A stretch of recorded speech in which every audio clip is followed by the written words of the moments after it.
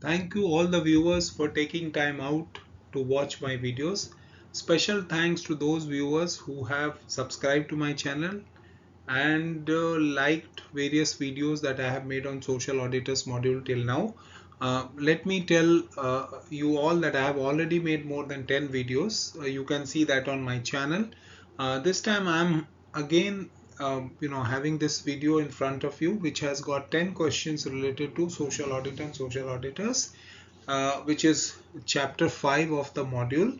And if you go through these 10 questions, I'm sure that will add to your understanding of this particular chapter and also help you answer questions in the exam, because they have been designed uh, and tuned as per the expectation of the exam. While I do not claim that you will get exact questions, this exact type of questions like the one which I am going to show in the video, but I'm sure you will be able to gauge your understanding based on these quiz questions.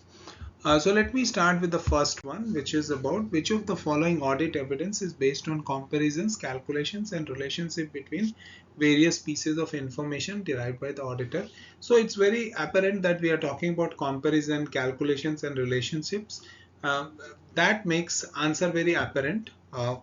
Please note that audit evidence could be documentary, it could be oral, it could be physical, but here what we are talking about is analytical. So the answer is D. The second question, which of the following should not be included in social audit report? So social audit report will have various components. Audit criteria is definitely there. Audit findings and related evidence would be there in that report.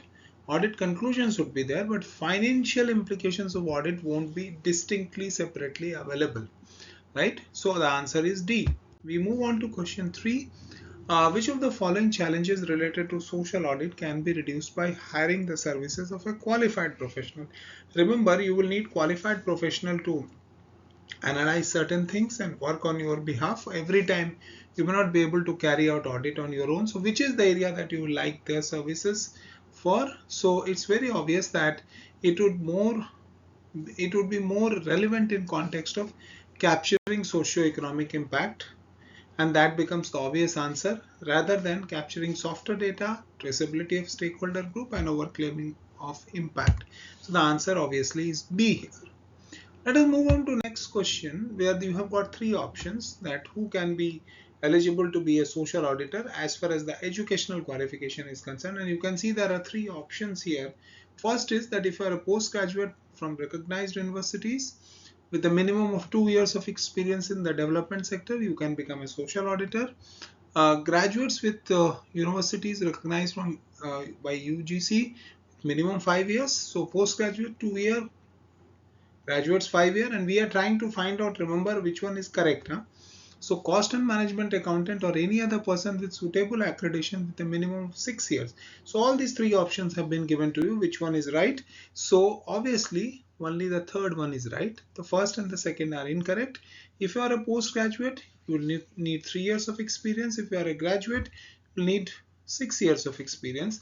And remember, this does not cover the NISM certification, which is a separate thing. So the answer for this is D. Let us move on to question 5. A social auditor should only undertake audit activities if competent to do so. The social auditor has to gauge this. Okay. Which principle of audit does this statement describe?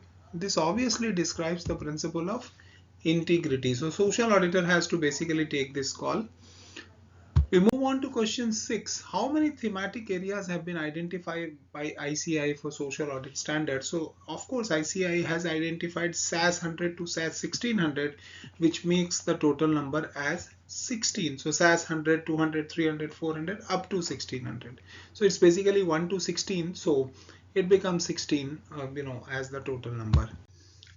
Which document of accounting system should contain details of roles and responsibilities of each level to ensure smooth functioning and approval of transactions by authorized person within the organization?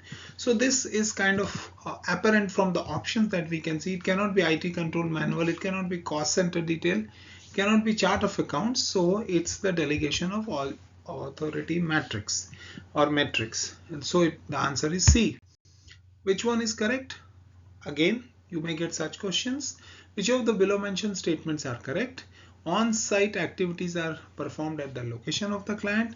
Remote audit activities are performed at any place other than location of the audience regardless of the distance. So which one is correct?